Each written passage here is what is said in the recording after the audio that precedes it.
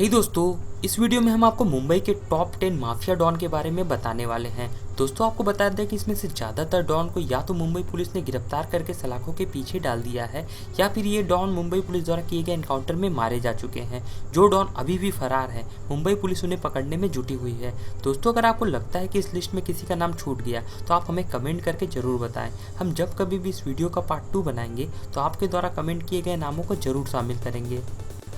दोस्तों, इस लिस्ट में 10वें नंबर पर नाम आता है अंडरवर्ल्ड डॉन रवि पुजारी का। इसका जन्म कर्नाटक के बेंगलुरु में हुआ था। इस पर हत्या के प्रयास और फिरौती के कुल 200 से भी ज़्यादा आपराधिक मामले दर्ज हैं। शुरुआती दिनों में यह छोटा राजन के लिए काम करता था, लेकिन 1993 मुंबई बम धमाकों के बाद जब छोटा राजन दाऊद से अलग हुआ, उसी समय रवि पुजारी भी छोटा राजन से अलग होकर खुद की गैंग बना ली और इसके बाद इसने फिरौती, ब्लैकमेल और रंगदारी को अपना मुख्य व्यवसाय बना लिया। आपको बता दें कि इस पर बॉलीवुड सितारों से फिरौती मांगने के भी कई मामले दर्ज हैं।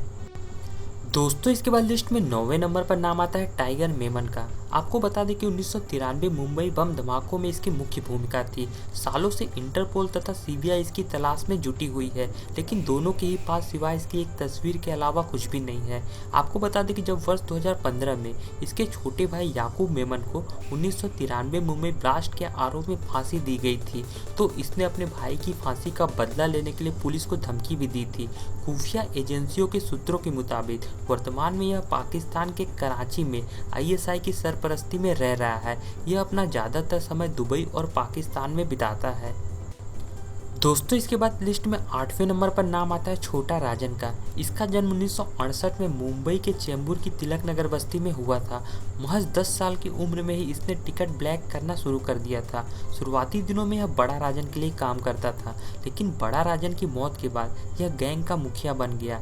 इसी दौरान अंडरवर्ल्ड डॉन दाऊद इब्राहिम से इसके संबंध बन गए और यह हत्या, तस्करी और फिल्म फाइनेंस के धंधे में उतर गया। इसके बाद यह दाऊद के साथ मिलकर भारत ही नहीं बल्कि पूरी दुनिया में गैर कानूनी काम करने लगा, लेकिन 1993 मुंबई बम ब्लास्ट के बाद यह दाऊद से अलग हो गया। दोस्तों, इस लिस्ट में 7वें नंबर पर नाम आता है वरदराजन मुदालियर का। इसका जन्म 1926 में मद्रास प्रेसिडेंसी थूथुकुडी में हुआ था।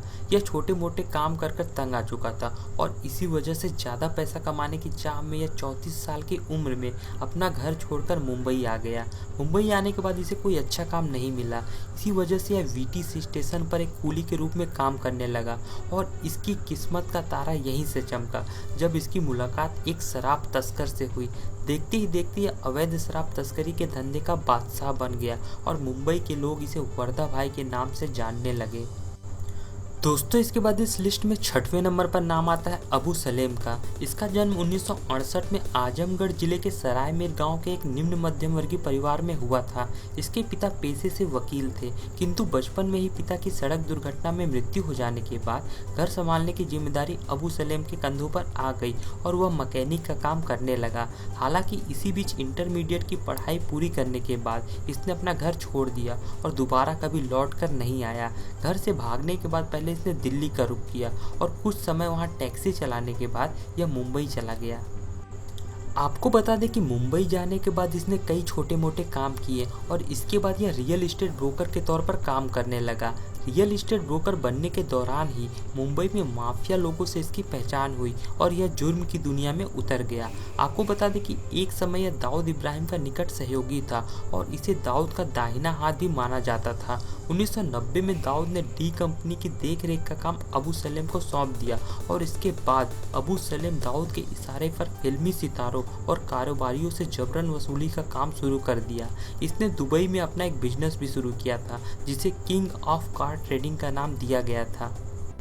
दोस्तों, इस लिस्ट में 5वें नंबर पर नाम आता है हाजी मस्तान का। हाजी मस्तान की कहानी किसी फिल्म की स्टोरी से कम नहीं है। अपना बचपन बेहद गरीबी में गुजारने वाला मस्तान जब अमीरी की सीढ़ियां चढ़ा तो ऐसी ऊंचाई पर पहुंचा जहां पहुंचना किसी के लिए भी संभव नहीं था। किसने सोचा था कि साइकिल मरम्मत की दुकान चलाने वाला मस्तान एक दिन लंबी गाड़ियों में घूमेगा और पूरी बम्बई पर राज करेगा। कहा जाता है कि मस्तान डॉन जरूर था, लेकिन उसने कभी गोली नहीं चलाई और ना ही किसी की जान ली। ऐसा नहीं था कि वह अहिंसावादी था, लेकिन वह यह सब काम अपने आदमियों से करवाता था। दोस्तों हाजी मस्तान मूलतः तमिलनाडु का रहने वाला था, लेकिन 8 साल की उम्र में ही यह अपने पिता के साथ मुंबई आ गया था। मुंबई आने के बाद इन्होंने एक साइकिल रिपेयरिंग की दुकान खोली और कई सालों तक साइकिल रिपेयरिंग की दुकान में काम करने के बाद हाजी मस्तान डाक में कुली बन गया। यहीं पर इसकी दोस्ती एक अरब से हुई जो तस्कर था। जब एक मामले में वो तस्कर जेल गया तो उस तस्कर की एक पेटी हाजी मस्तान के पास रखी हुई थी। जब वह तस्कर जेल से लौटा तो मस्तान ने उसकी पेटी खोली भी नहीं थी। इस बात से खुश होकर उस तस्कर ने पेटी में रखा आधा सोना हाजी मस्तान को दे दिया और उसे अपने तस्कर के धंधे का पार्टनर बना लिया। दोस्तों इस लिस्ट में चौथे नंबर पर नाम आता है करीम लाला का। इसका असली नाम अब्दुल करीम शेख खान था। इसका जन्म 1911 में अफगानिस्तान के कुरान प्रांत में हुआ था। इसका परिवार काफ़ी संपन्न था जो कि कारोबारी व्यवसाय से ताल्लुक़ रखता था। ज़िंदगी में ज़्यादा कामयाबी हासिल करने की चाह ने इसे हिंदुस्तान की तरफ जाने के लिए प्रेरित किया। इसी वजह से 21 साल की उम्र में यह भारत आ गया। इसने मुंबई में अपना कारोबार शुरू कर दिया। उस समय किसी ने सोचा भी नहीं था कि एक दिन करीम लाला मुंबई का सबसे बड़ा माफिया गैंगस्टर बन जाएगा। करीम लाला ने मुंबई में दिखाने के लिए तो कारोबार शुरू कर दिया था, लेकिन वास्तव में वह इस कारोबार की आड़ में हीरे और जवाहरात की तस्करी करने लगा। 1940 तक इसने इस काम में एक तरफा पकड़ बना ली थी। आगे चलकर इसे तस्करी के धंधे में किंग के नाम से मशहूर हो गया था। इसके बाद इसने मुंबई में कई जगहों पर शराब और जुए के अड्डे भी खोल दिए। इसका काम और नाम दोनों ही बढ़ता जा रहा था। उन दिनों मुंबई में हाजी मस्तान और वरदराजन भी काफ़ी सक्रिय थे। तीनों ही किसी से कम नहीं थे, इसलिए तीनों ने मिलकर काम और इलाके बांट लिए थे। हाजी मस्तान करीम लाला को असली डॉन के नाम से जानता था। दोस्तों इस लिस्ट में तीसरे नंबर पर नाम आता है अरुण गौली का। इसका जन्म महाराष्ट्र के अहमदनगर के कोपर गांव में हुआ था। वर्ष 1970 में अरुण गौली ने जुर्म की दुनिया में कदम रखा और रमा नायक और बाबू रेसिम की गैंग बायकुल्ला कंपनी में शामिल हो गया। वर्ष 1988 में पुलिस ने रमा नायक को एक एनकाउंटर में मार गिराया। इस एनकाउंटर के बाद अरुण गौली ने बायकुल्ला कंपनी की कमान अपने हाथों में ले ली। गौली का मानना था कि जिस एनकाउंटर में रमा नायक की मौत हुई थी उस एनकाउंटर की योजना दाऊद इब्राहिम ने बनाई थी। इस वजह से गौली गैंग और दाऊद गैंग के बीच गैंगवार शुरू हो गई। वर्ष 1988 से 1990 के बीच दाऊद की डी कंपनी गैंग और गौली गैंग के बीच भीषण गैंगवार की शुरुआत हो गई। उस समय गौली गैंग काफ़ी खतरनाक थी, जिसकी वजह से डी कंपनी के बहुत से गैंगस्टर जैसे शरद शेट्टी, छोटा राजन और छोटा शकील डर की वजह से मुंबई छोड़कर भाग गए थे। आपको बता दें कि क्रिमिनल गतिविधियों के लिए गौली को कई बार गिरफ्तार भी किया गया और कई बार इसे लंबे समय तक जेल में भी रहना पड़ा था, लेकिन ज़्यादातर केसों में पर्याप्त सबूत के अभाव में उसे छोड़ दिया जाता था। लेकिन अंततः शिवसेना लीडर कमलाकर की हत्या के आरोप में कोर्ट ने गौली को दोषी करार देते हुए सजा सुना दी थी। दोस्तों इस लिस्ट में दूसरे नंबर पर नाम आता है मन्या सुर्वे का। इसने मुंबई के कीर्ति कॉलेज से ग्रेजुएशन किया था और जब इसने अपराध की दुनिया में कदम रखा तो इसने अपने साथ पढ़े कुछ दोस्तों को भी अपनी गैंग में शामिल कर लिया। मन्या को अपराध की दुनिया में उसके सौतेले भाई भार्गव दादा ने लाया था। उस समय भार्गव दादा का उस इलाके में काफ़ी दहशत थी।